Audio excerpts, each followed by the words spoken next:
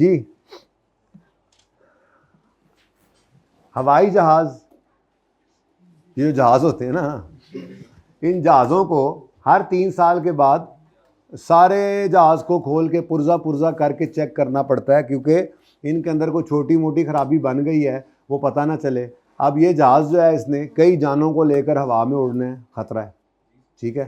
तो मैं जहाज़ की बात कर रहा हूँ, तुम जहाज़ की बात कर रहे हो। अच्छा, अब an airline is required by law to overhaul its aircraft once every 3 years। हर 3 साल के बाद ओवरऑलिंग लॉ ने कही हुई है कि करनी है, ठीक है। अच्छा, अब अगर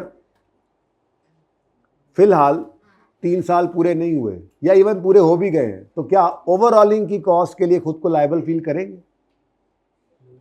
उसूल याद रखो, आज अगर एयरलाइन वाले बंद कर दें इस एयरलाइन को, तो क्या पहले ओवरऑल करा के फिर उसको बंद करेंगे?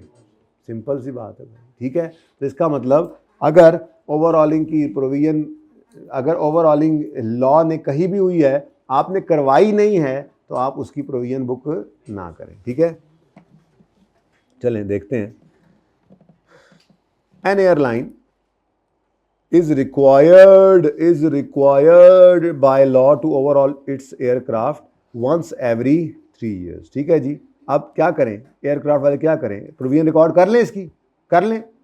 25 साल तक हमने जहाज चलाना है, 25 साल में कितनी दफ़ा 3 साल आएंगे, चलो जी सारी की प्रोविजन रिकॉर्ड कर लें। हद होगी यार, देयर इज़ नो प्रोविजन, ऐसे जुमला ऊपर से, बिकॉज नो पास्ट इवेंट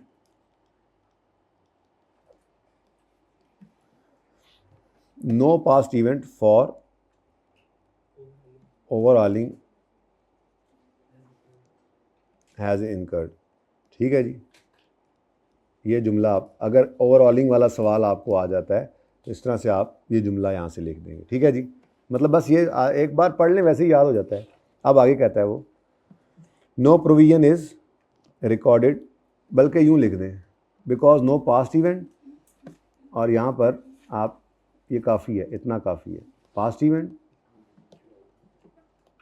और छोटा ये कर लेते हैं कि यहाँ पर लिख दें, no provision is recorded for overhauling cost. बाकी थोड़ा बहुत अगर जुमला आपने बढ़ाना हो तो बढ़ा लें, याद करने के लिए छोटी सी बात, ठीक है। चलो कहानी ख़त्म, लें जी। तो अगर इस तरह की कोई बात आ जाए तो क्या जुमला लिखोगे, there is no present obligation because no past event has occurred. और पास्ट इवेंट क्या है, ओवरऑलिंग की कॉस्ट, ठीक है। Therefore no provision for overhauling cost जो है वो हमने रिकॉर्ड करनी है। लेकिन एक मसला हो सकता है, क्योंकि हुकूमत ने कहा हुआ है हर 3 साल के बाद आपने ओवरऑलिंग करनी है, तो अगर चौथे साल में इन्होंने जहाज़ उड़ा दिया और शायद जहाज़ उड़ भी गया और ओवरऑल ज़रूरी तो नहीं होता ना, इस तरह से भी सही भी चल रहे होते हैं, ठीक है, और वो सेफली लैंड भी कर गया, सब कुछ ओके गया, लेकिन हुकूमत वाले पेनल्टी तो डाल सकते हैं कि तुमने ओवरऑलिंग के बगैर जहाज़ उड़ाया, तो उड़ाया क्यों, ठीक है। तो इसके लिए ज़रा मोहतात रहें, अगर 3 साल से ऊपर अरसा हो गया तो। खैर, the cost of overhauling aircraft are not recorded as a provision for the same reason वाली बात कर रहा है, ठीक है, ऊपर वाले की बात कर रहा है जी। ये प्रोविज़न भी जाहिर सी बात है, जब 3 साल गुजर जाएंगे और आप लॉ को फिर ब्रेक कर रहे होंगे, डिफ़ॉल्ट करेंगे, तब जाके फ़ाइन की प्रोविज़न रिकॉर्ड। एक जैसी एग्जांपल्स थी, ठीक है, ठीक है, बिस्किट खा ले तू। अच्छा जी, अच्छा, even a legal requirement to overhaul does not make the cost of overhaul a liability. Legal requirement भी ओवरऑलिंग की कॉस्ट को लाइबिलिटी नहीं बना देती। हाँ, अगर आपने इसको लीगल रिक्वायरमेंट 3 साल से ऊपर ब्रीच करना शुरू कर दी तो फाइन तो फिर भी आ सकता है, पर वो ये नहीं कहेंगे बंद भी करना है तो ओवरऑल करा के बंद करो, ठीक है ना।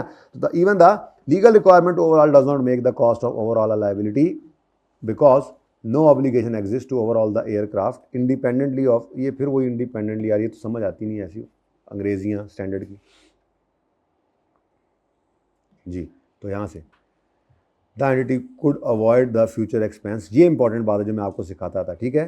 For example by selling the aircraft, ठीक है। Instead of a provision been recorded the depreciation of aircraft takes account of the aircraft, फिर वही बात आ गई, ज़रा लंबी हो रही है। डेप्रीसिएशन ऑफ द एयरक्राफ्ट, जान दो बल्कि, हाँ ऐसे कर लेते हैं जी। Depreciation of the aircraft is, भाई कह रहे हैं रिकॉर्डेड लिख दें। अब सही है जुमला, चलो लो जी, इसको भी याद कर लेना बस, ठीक है। बाकी आसान हो गया ना। अब जुमला क्या, कोई जुमला इस जोगा रहा ही नहीं कि इन्हों परेशानी हुए तो। There is no present obligation because no past event and no provision is recorded for overhauling cost. The cost of overhauling is not recorded, even a legal requirement, ठीक है, as provision, even a legal requirement to overhaul does not make cost of liability because no obligation exists. The entity could avoid expense by future action, जैसे कि cell कर दें। Instead of provision depreciation, और यहाँ पर साथ आप वैसे एडिशनली आप फ़ाइन वाली बात भी कर सकते हैं कि अगर फ़ाइन अगर इम्पोज होने लग गया, 3 साल से ऊपर चले गए हैं, तो उसका रिलायबल एस्टिमेट लगाकर उसकी आपने जो है वो प्रोविजन बुक कर लेनी। चलें जी, अब आज की क्लास जिसके लिए मुनक्किद की गई थी वो आ गया।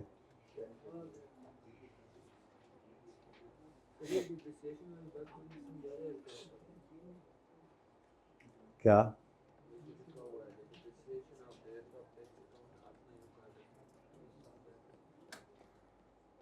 काटा है जो वो समझा दूं? काटा किस लिए? अगर समझाना होता तो समझा देता, ज़रूरत नहीं है उसकी। उसको काटने के लिए मैंने बोला है आप भी काट दो उसको। भाई सादा सी बात है, आपने ओवरऑलिंग की कॉस्ट नहीं लेनी होती है फ्यूचर की, पर बस उस एयरक्राफ्ट की डेप्शन लेनी है, और अगर ओवरऑल भी करवाया तो उसकी भी डेप्रीसिएशन ही आ रही होती है आहिस्ता आहिस्ता करके। बहरहाल क्लास के बाद अब आ जाना, अलग से वो जुमला समझा दूंगा क्या कह रहा है, ठीक है। मैंने काटा किस लिए? कितने बजे यार रीइंबर्समेंट दस दो उस्ताद जी? 320 लो।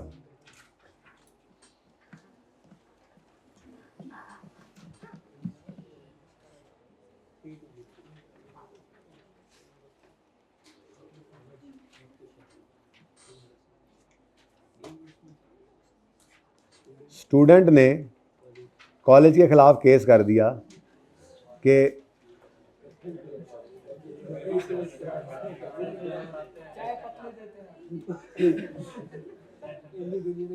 कॉलेज के खिलाफ केस कर दिया, स्टूडेंट ने कॉलेज के खिलाफ केस कर दिया कि इनके जनरेटर के पास जो है वो मैं खड़ा था, जनरेटर में थोड़ी सी ऐसे आग लगी और मेरा सारा मुंह जो है वो काला हो गया।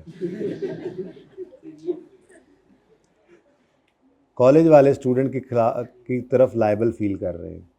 Eight the same time college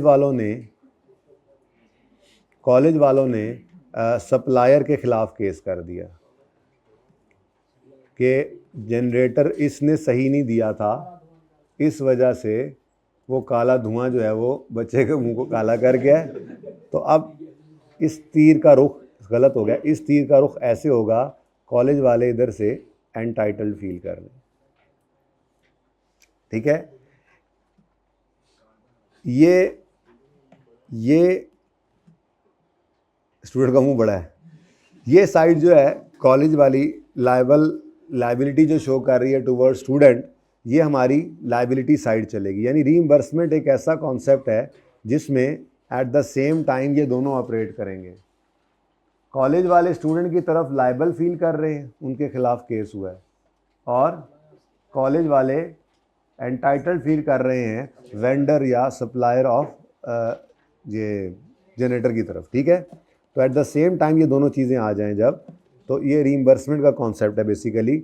इसमें आप कॉलेज वाले अगर प्रोबेबल है आउटफ्लो, रिलायबल एस्टीमेट मौजूद है, तो फिर उसकी प्रोविजन बुक करेंगे। एक्सपेंस डेबिट, प्रोविजन क्रेडिट, 10 रुपये पानी वाली बोतल के लिए, एक रुमाल के लिए साफ़ करने के लिए, अच्छा ठीक है जी। और एट द सेम टाइम ये जो भी है, ठीक है, ये जो भी okay, at the same time जो एंटाइटलमेंट है उस एंटाइटलमेंट की एंट्री होगी फिर अदर इनकम डेबिट, बल्कि सॉरी एसेट डेबिट और रिसीवेबल कह लो, receivable debit, other income credit. इसको आप एक्सपेंस भी क्रेडिट कर सकते हैं।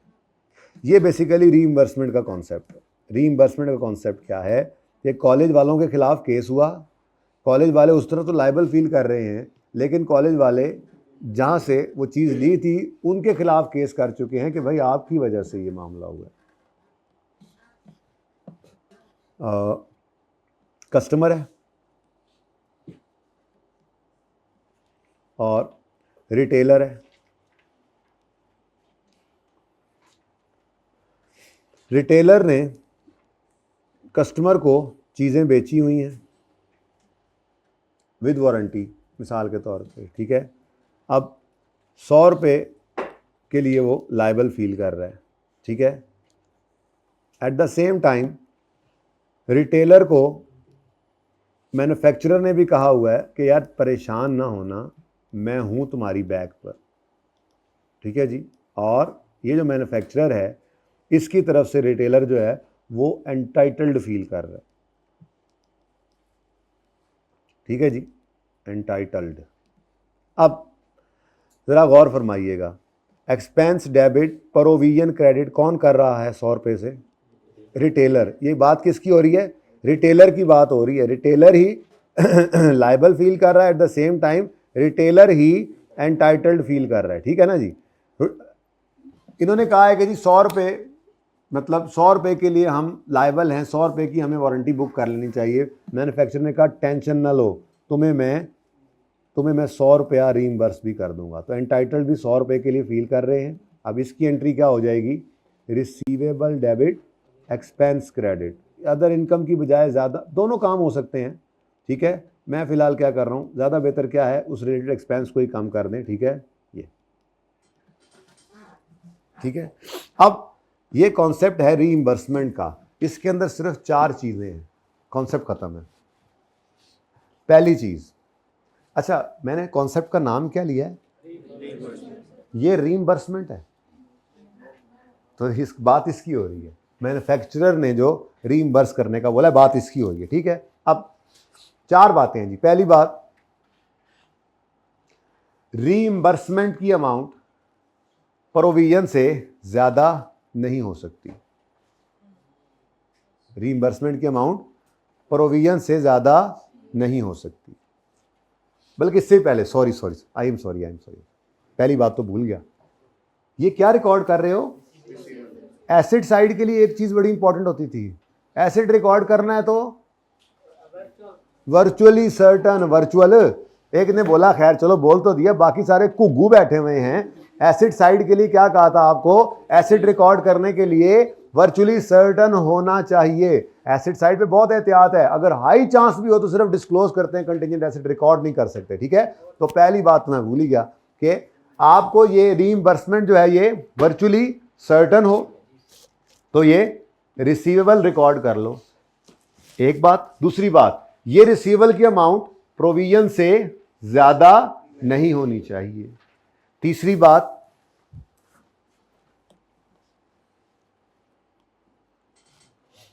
बात, बैलेंस शीट के अंदर, बैलेंस शीट, आवाज मिस हो रही मुझे लग रहा है। और भाई मोबाइल वाले भाई, आवाज मिस हो रही, आवाज मिस हुई हाइब्रिड वालों। अच्छा जी, बैलेंस शीट के अंदर मुझे क्यों लग रहा है हो रही है?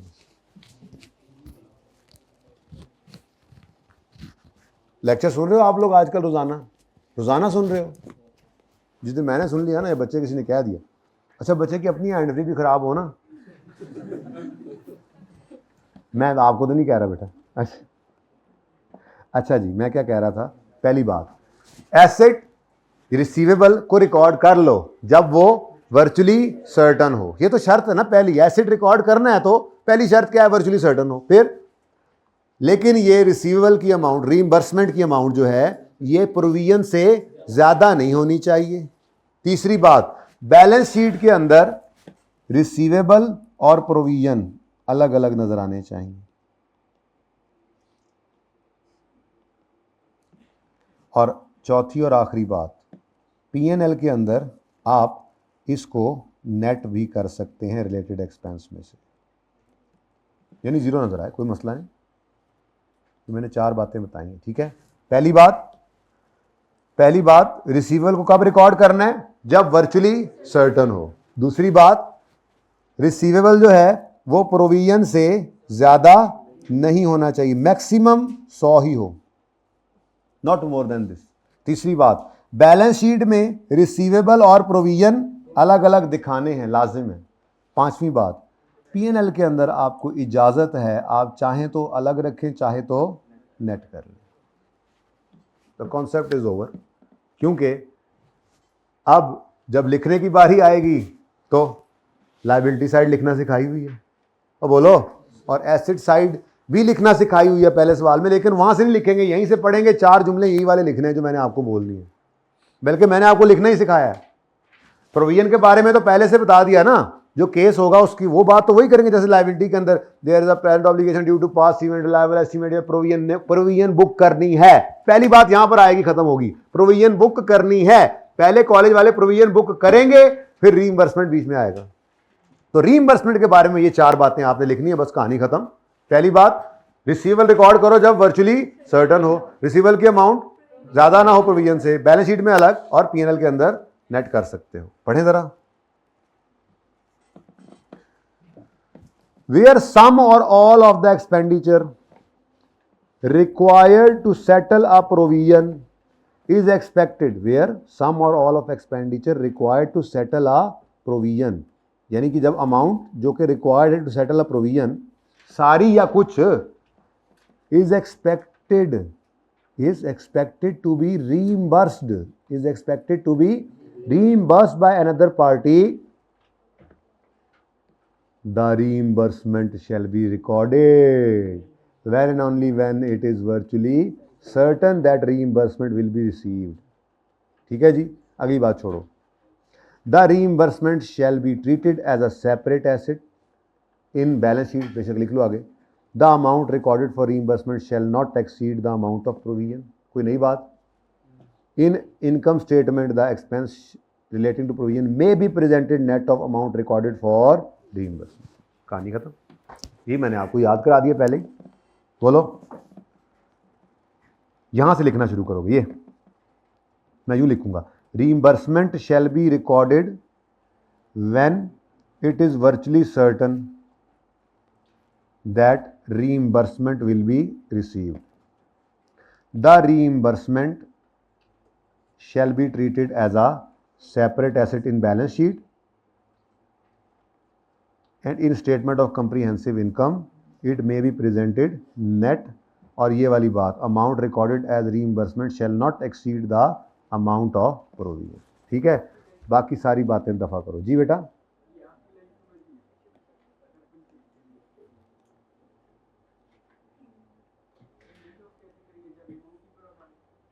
बेटा ये ऐसे नेट ही किया है, ये नेट ऐसे करेंगे, अमाउंट बराबर है ना, ये नेट ही तो किया है, जीरो हो, ये देखो तो सही, ऐसे करे, ऐसे ऐसे जूम किया हुआ यार, तुम तंग करते हो, ये ऐसे। ओके चलें, अब ये देखो, बाकी बातें याद करने की जरूरत नहीं, बस इतना याद करो। ओ भाई किधर गया, कौन सा सफा था?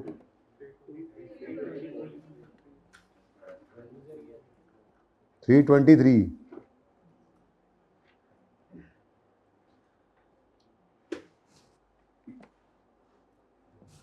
इधर रहना, बदतमीज, समझाया मैंने इसको, टेंशन न लेना जी। Reimbursement shall be recorded when it is virtually certain that reimbursement will be received. अब इधर देखो, उसके बाद ये वाली लाइन लिखनी पड़ भी सकती है, नहीं भी। अगर तो आपके सवाल में रीइंबर्समेंट एक्सीड कर जाए तो ये लाइन लिख देना, और रीइंबर्समेंट को लिमिट करना प्रोविजन तक मैक्सिमम, ठीक है। ना हो तो ये लाइन छोड़ भी सकते हैं। फिर ये वाली बात, reimbursement shall be treated as separate asset in balance sheet while in statement of comprehensive income expense में be presented net of reimbursement. ठीक है बेटा, सही है। चलो सवाल देखो, ये ज़रा मैं मिटा रहा हूँ, अब अपना सवाल बना रहा हूँ इसको। ज़रा सवाल देखें, सवाल यही था, ज़रा मैन्युफैक्चरर को थोड़ा सा इतना भी बड़ा ना करें मैन्युफैक्चरर को। चलें जी, लें जी, सवाल आपके सामने है, इससे अगला देखें ज़रा। सवाल नज़र आ रहा है आपको कि नहीं नज़र आ रहा? A retailer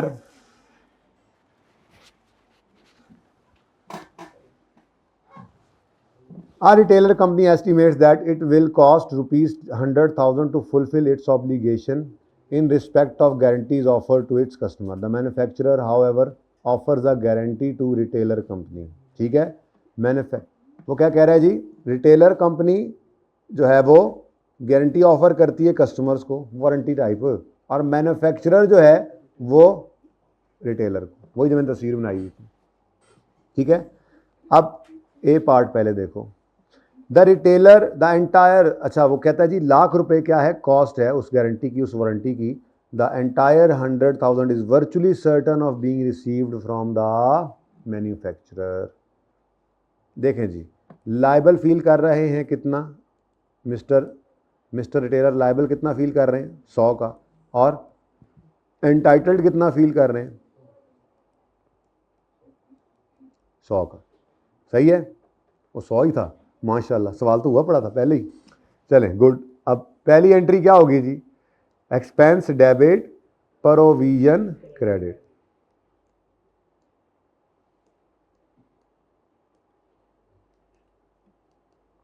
ठीक है जी, और दूसरी तरफ रिसीवेबल डेबिट, एक्सपेंस क्रेडिट। कितने से जी, तो 100 ही है, 100 पे ही रखना है, क्योंकि ये 100 क्या है, virtually certain to be receive.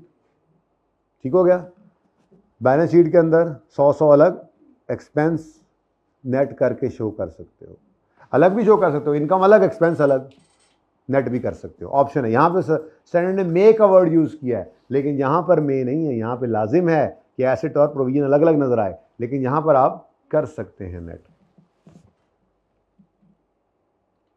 ठीक हो गया जी, सेकंड पार्ट। अच्छा, अब ये नोट कर लें, ये कौन सी एग्जाम्पल है, एग्जाम्पल 7 का ए पार्ट का सोल्यूशन ये है। ठीक है, अच्छा अब पार्ट बी होने लगा, करें। अब पार्ट, पिक्चर तो नहीं कोई ले रहा, पार्ट बी, तो जी बी है तो फिर ए को छोड़ दें। अब B, an amount of 120,000 is virtually certain of being received.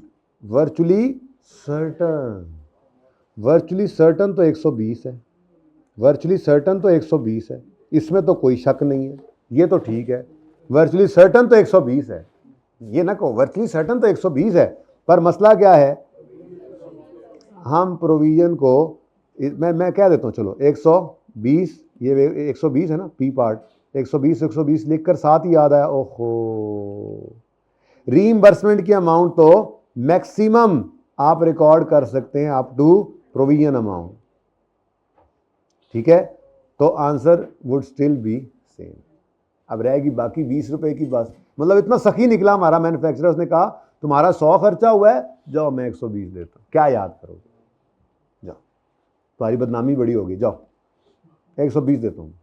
तो 120 नहीं रिकॉर्ड कर सकते हम, हाँ जब मिलेंगे एक्चुअल में, जिस दिन 120 आ जाएंगे अगले पीरियड में, जब भी आएंगे, तो तब 100 तो ऑलरेडी आपने रिकॉर्ड कर लिया हुआ है, वो ऊपर वाला 20 जो है उस वक्त आप अदर इनकम में डाल देना। फिलहाल आप रीइंबर्समेंट कहते हुए इसको रिकॉर्ड नहीं कर सकते।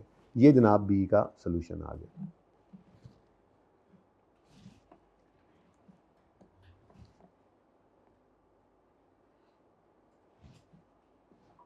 जी। चलें आगे,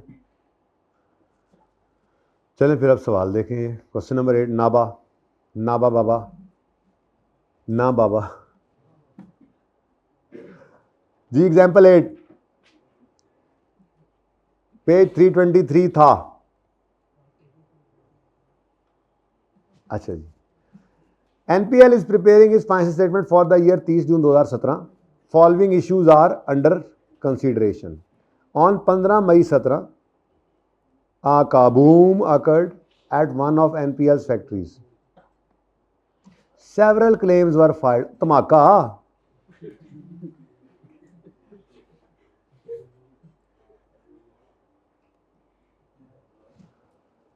Several claims were filed by affected employees against NPL. The details are as under. 7 injured employees made claim before 30 June and further 3 injured employees lodge claim in July. अच्छा, अब IS 10 होपफुली मंडे को हमने पढ़ना है, वो पढ़ लेंगे तो आपको समझ आ जाएगी कि ये 30 जून और 10 जुलाई का कोई चक्कर नहीं है, सादा सी बात है। काबूम काबूम धमाका अगर हमारे साल में हो गया है तो फिर 7 पहले आए हैं और 3 बाद में आए हैं, इससे कोई सरोकार नहीं है हमें। हम 10 लोग आ गए हैं बस, सादा बात है, 10 लोग आ गए, क्योंकि पास्ट इवेंट असल में क्या है, धमाका। तो धमाका अगर हो चुका है तो ये 10 लोग आ गए हैं। ये 10 के 10 का क्लेम अब जो है वो इसको हम देखेंगे, इसको हम एवेल्यूएट करेंगे। अच्छा जी, अब लो जी, केस हो गए जी ਤੁਹਾਡੇ खिलाफ, 10 बंदों ने केस कर दिया। हम चले गए वकील साहब के पास, उन्होंने कहा जी बताएं, according to NPL legal adviser the probability that NPL would be determined to be negligent is, अगर इस चीज़ का, अगर हमारे कसूरवार होने का चांस 80% है तो मतलब हम हार रहे हैं, ठीक है। नेग्लिजेंट हमारा कसूर है, ठीक है, इस 80% हमारा कसूर है, यूँ कह लेना, ठीक है। 80% चांस है कि हमें कसूरवार ठहराया जाएगा, इसका मतलब 20% चांस है कि हमें नहीं ठहराया जाएगा, ऐसा ही है। तो 80% चांस उनके जीतने का है, 80% चांस हमारे हारने का है, ठीक है। अच्छा, तो भाईजान गड़बड़ तो हो गई। फिर आप प्रेजेंट ऑब्लिगेशन है ड्यू टू पास्ट इवेंट, जो क्या है इस केस के अंदर, लो जी एम्प्लॉयज़, ये एम्प्लॉयज़ हैं और इन्होंने एनपीएल के अगेंस्ट, नाबा के अगेंस्ट केस कर दिया, ठीक है जी। अब नाबा वाले जो हैं वो लायबल फील करेंगे इधर, और कितना लायबल फील करेंगे, क्योंकि देखो प्रेजेंट ऑब्लिगेशन है ड्यू टू पास्ट इवेंट है, प्रोबेबल है आउटफ्लो। अगर तो रिलायबल एस्टिमेट मिल गया तो प्रोविजन बुक करेंगे, ना मिला मजबूरी है कंटिजेंट लायबिलिटी बुक करेंगे, ओके। ठहरो, if NPL is found negligent, और अगर हम कसूरवार ठहरे, the estimated average cost of each पे आउट विल बी, अब ये लीगल एडवाइजर ने जो बात बताई है यही हमारे पास लायबल एस्टिमेट होता है, ठीक है। तो हमने 10 इंटू 1 कितने मिलियन, 10 मिलियन का के लिए ख़ुद को हमने लायबल फील करना है। हमने फ़ौरन क्या एंट्री पास की, अच्छा ये एंट्री नहीं करनी, एंट्री तो मैं कर रहा हूँ, आपने तो शाम वाली क्लास से पहले पहले ये लिख लेना है, कोई मौका मिला तो खुद से अपने अल्फाज में, फिर मैं लिखवाऊँगा, okay. Expense debit provision credit कितने से, अब यहाँ पे वो लायबिलिटी साइड लिखनी है जो आपको लिखवाई हुई है, ठीक है। The company will record a provision at 30 June जो भी है, ठीक है, because there is a present legal obligation which due to a past event, bracket में लिखोगे एक्सप्लोजन, ठीक है, and reliable estimate given by and the outflow is probable, and reliable estimate as given by legal adviser is 10 million, bracket में लिखोगे 10 into 1 full stop, कहानी खत्म, लिख लोगे ना जैसे लिखवाया था। अगली बात इधर से जी बेटा,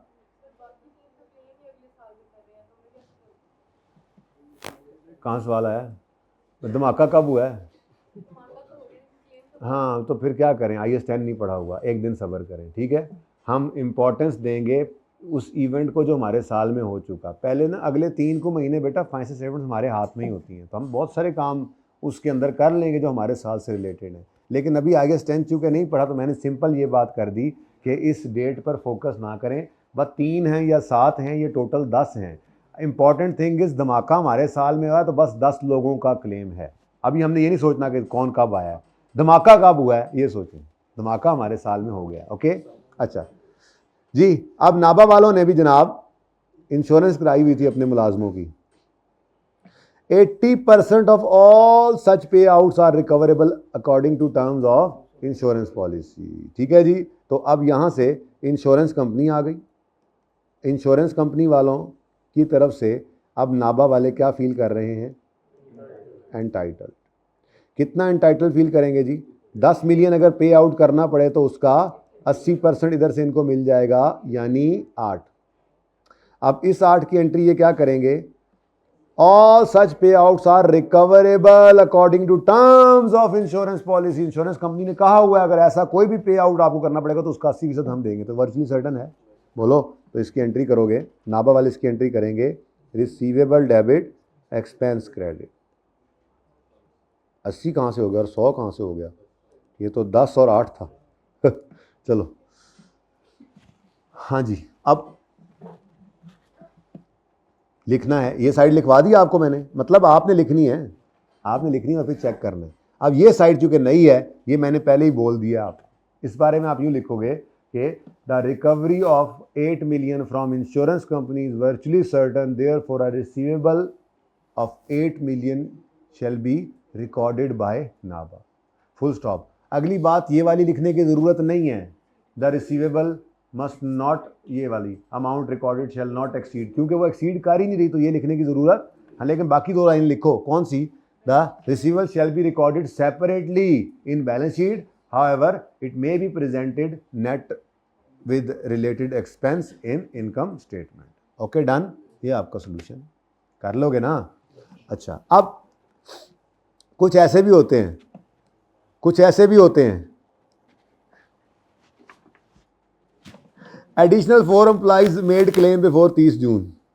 वो कहने लगे, 4 लोग और आगे, कहते हैं हमें कोई जख्म शख्म तो कोई नहीं आया, लेकिन जब से धमाका हुआ है ना, हमारी तबीयत कुछ, सर में दर्द सा रहता है, आंखों में चुभन सी रहती है, घर पे बैठे होते हैं, बैठे बैठे बीवी बच्चों के दरमियान में, और फिर हम खो से जाते हैं, हमें शक्लें नज़र आती हैं उन जख्मियों की, और रात को सोते सोते एकदम से हम उठ जाते हैं, डर जाते हैं, हम बहुत स्ट्रेस में हैं इस वक्त, तो हमें कुछ जख्म तो नहीं आया, लेकिन जो हमें ये स्ट्रेस मिला है ना आप लोगों के इस धमाके की वजह से, आप लोगों की जो नेगलेंस में धमाका हुआ है, ठीक है, हमें उसकी कंपनसेशन पे करें। अब अगर पाकिस्तान ना हो तो ऐसे भी क्लेम्स सक्सेसफुल होते रहते हैं, ऐसी बात नहीं है, आपको पता नहीं है, ठीक है, जहाँ पे लोगों को बहुत अहमियत दी जाती है।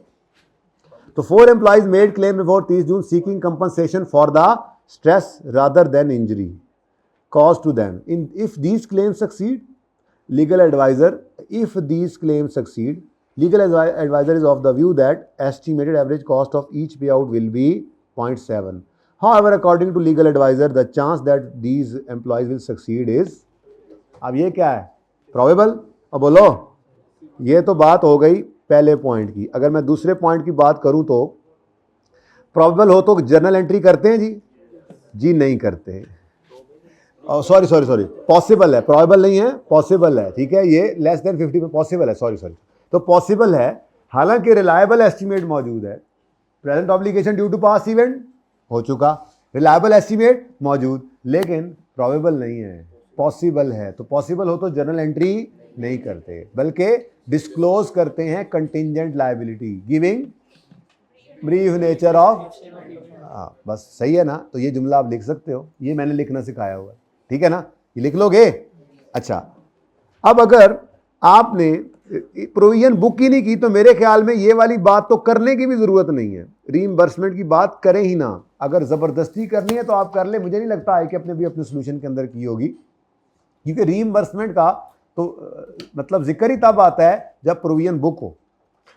उन्होंने ऊपर लिखा ऑल सच पे आउट, मतलब ये कि अगर इन स्ट्रेस वालों को भी ये लोग देते हैं कोई पैसे, तो स्ट्रेस वालों के पैसों का भी 80% इंश्योरेंस वाले पे करेंगे। तो करना चाहो तो बेशक इस पर भी डिस्कशन कर दो कि as there is no provision recorded for this these employees, therefore no reimbursement is also recorded, ठीक है ना? ये लिखना चाहो ज़बरदस्ती लिख लो, ज़रूरत नहीं है वैसे, ठीक है। अच्छा जी, चलें जी, अब 5 मिनट हैं, ठीक है, ज़रा बुला लें असगर को। बात सुने, ये लिखना लाजमी है, ठीक है। अब मैं ना आपको पता है क्या बताने लगा हूँ, रिस्ट्रक्चरिंग क्या होती है। ओए होए होए,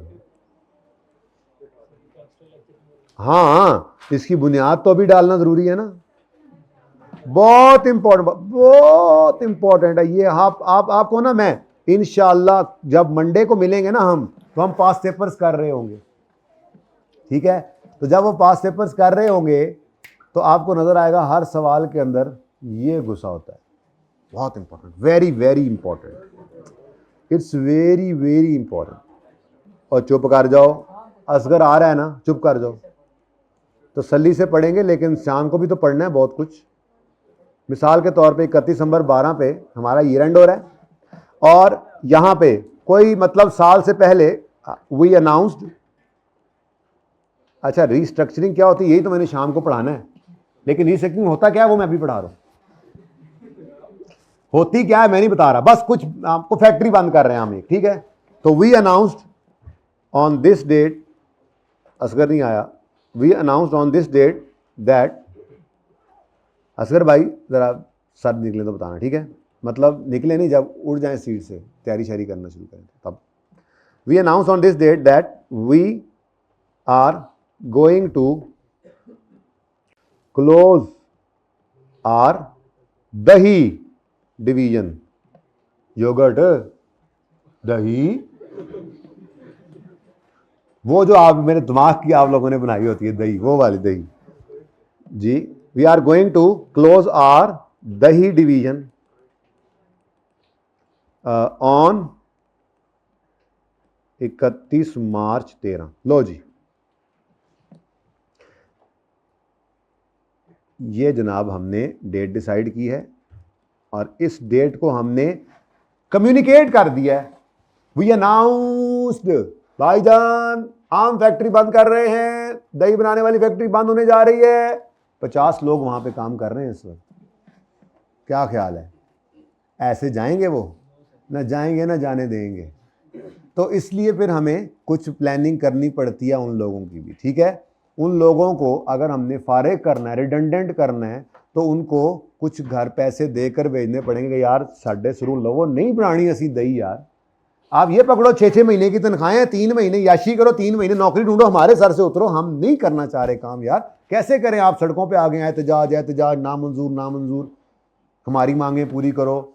भाई नहीं कर सकते, हमने नहीं बनानी दही यार, हम कुछ और काम करना चाह रहे हैं यार, हमारी मर्जी यार, तुम्हें तकलीफ है ये पकड़ो 3 महीने की 6 महीने की तनख्वाह पकड़ो जाओ। बात समझ आई?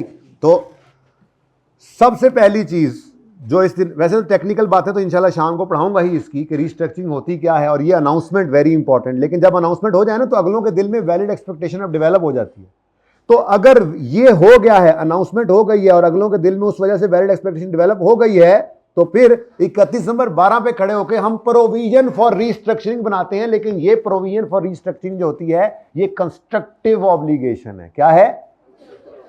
अनाउंसमेंट वो मसला है जिस वजह से ये हम पे पड़ गई है। पास्ट इवेंट क्या है? अनाउंसमेंट। इसमें ये कंस्ट्रक्टिव ऑब्लिगेशन है, कोई लीगल नहीं है। ओके, कंस्ट्रक्टिव ऑब्लिगेशन है, हमने जो अनाउंस किया है उस वजह से अब कि हम क्या वो इसकी प्रोविजन बुक करेंगे। अब प्रोविजन बुक करेंगे तो क्या क्या बुक करेंगे? प्रोविजन में क्या लिखेंगे भाई? सबसे पहली और अहम बात, स्टैंडर्ड में से पढ़ाऊंगा ही, स्टैंडर्ड में से तो पढ़ाऊंगा ही, वहां पे लिखा हुआ है वो खर्चा जो नेसेसरीली एंटेल्ड हो by restructuring, due to restructuring. जैसे मैंने मिसाल दी कि 50 मुलाजिम रखे हुए हैं, उन्हें घर भेजना है, हर मुलाजिम को 1 लाख रुपया देकर भेजना है। अगर उसकी मिसाल के तौर पे जो है वो 25,000 रुपये तनख्वाह है हमारे पास, वो जो वर्कर्स थे, ठीक है, मिसाल के तौर पे, तो उन्हें कहा 4 महीने की तनख्वाह पकड़ो, राउंड फिगर बनाइए, ठीक है। तो लाख रुपए उनको पकड़ाने।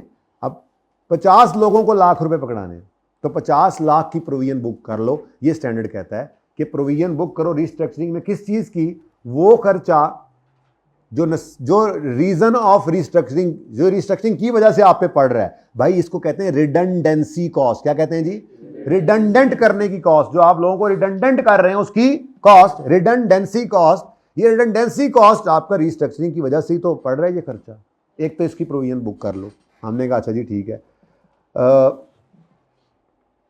3 लोगों को साइड पे कर लो, ये 3 लोगों को साइड पे कर लो, इनको हम नहीं निकाल रहे, बाकी 47 लोगों को आप निकाल दो। तो 47 एम्प्लॉइज हैं, इन 3 को, ये बड़े हमारे कीमती ज़बरदस्त दही बनाते थे दिमाग की। तो हमने कहा ये तो आगे जो है ना, इनको जूस डिवीजन में भेजेंगे जो जूस भी अच्छा बनाएंगे, अच्छे लोग हैं, अच्छे लोग, इनको वहाँ पे ट्रेन करें, इनको नहीं निकालना, ठीक है, बड़े काम के लोग हैं। तो 47 एम्प्लॉइज़ को आपने निकाल दिया।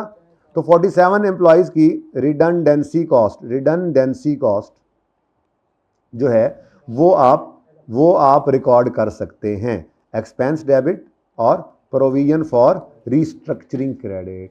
कितने लोग हैं जी? 47, 1 लाख हर एक को दो, तो 47 लाख की प्रोविजन बुक कर लो, ठीक है।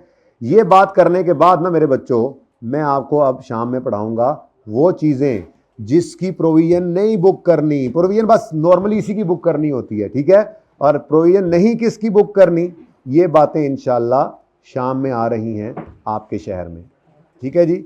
ये प्रोविजन बुक करनी है। रिस्ट्रक्चरिंग बहुत इंपॉर्टेंट है, तकरीबन हर पास पेपर में इसकी एडजस्टमेंट आई होती है। ओके, और ये क्वेश्चन नंबर 8 था होमवर्क में, किया बच्चों ने? अच्छा सवाल था, जरा मुश्किल था ये वाला सवाल, है ना? हो सकता है वो भी शाम में 10-15 मिनट मिल गए तो मैं डिस्कस कर दूंगा। ओके, अल्लाह हाफ़िज़।